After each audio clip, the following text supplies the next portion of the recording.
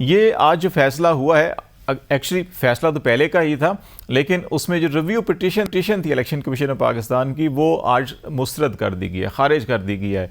तो इसके बाद जो अली ज़फ़र साहब ने मौक़िफ़ पेश किया कि अभी भी जो ये इंतखाबात अभी होने हैं, इसमें 90 दिन से आगे इस फैसले की रोशनी में नहीं जा सकते। आपको कोई अगर लेजिटिमेट जस्टिफिकेशन है तो फिर सुप्रीम कोर्ट से रजू करना पड़ेगा। तो आपकी क्या ओपिनियन है सर? ये बहुत ही नजर में तो ये फैसला दुरुस्त है।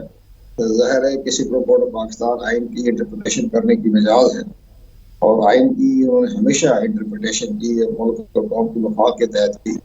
लेकिन इसके साथ सबसे बड़ी अहम बात हमें ये नजर आ रही है, इसी हवाले से जो 14 मई की डेट रखी गई थी पंजाब में इंतखाबात करवाने की, जिस पर इलेक्शन कमीशन पाकिस्तान को फंड नहीं मिले, और सिक्योरिटी के हवाले से देखा जाए तो उनको इस पोलिंग स्टेशन पर जो 3.5 लाख अमले की जरूरत थी, वो भी उन्होंने मदद कर रही थी हमारे सिक्योरिटी इदारों में।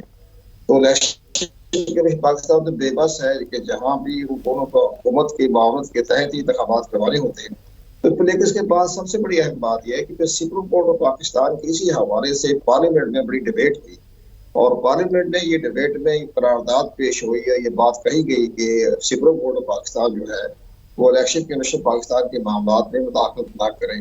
अब अगर एक तरफ कंटेम्प्ट लग रही है वादी नजर में इलेक्शन कमीशन पर, या आइंदा इंतखाबात जो है 90 दिन में कराए जाए, तो उसके साथ साथ वो कंटेम्प्ट तो पार्लियामेंट की भी लग रही है। उन्होंने कहा था कि इलेक्शन कमीशन के मामलात में मुदाखलत न करें। तो ये सारी चीजें तो ऐसी चलती रहती है। लेकिन सबसे बड़ी अहम बात यह है कि इलेक्शन कमीशन तो दो राय में खड़ा हो गया।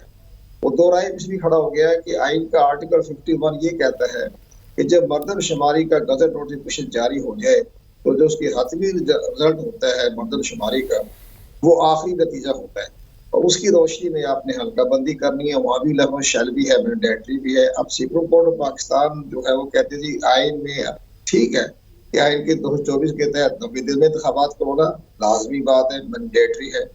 बिल्कुल सही डिसीजन दिया सुप्रीम कोर्ट ऑफ पाकिस्तान ने।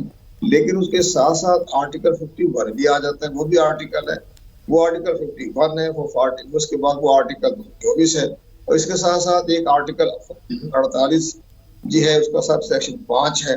उसमें प्रेसिडेंट ऑफ पाकिस्तान को इख्तियार दिए गए हैं कि जब आप असेंबली डिसॉल्व करें तो आप तारीख दे दें। लेकिन यहाँ अपना दिलचस्प मामला है जो किसी की नजर पे नहीं गया, किसी हमारे दोस्तों ने नहीं देखा, एंकर हजरात ने नहीं देखा। उसमें जो आर्टिकल 48 है उसमें लिखा हुआ है नेशनल असेंबली।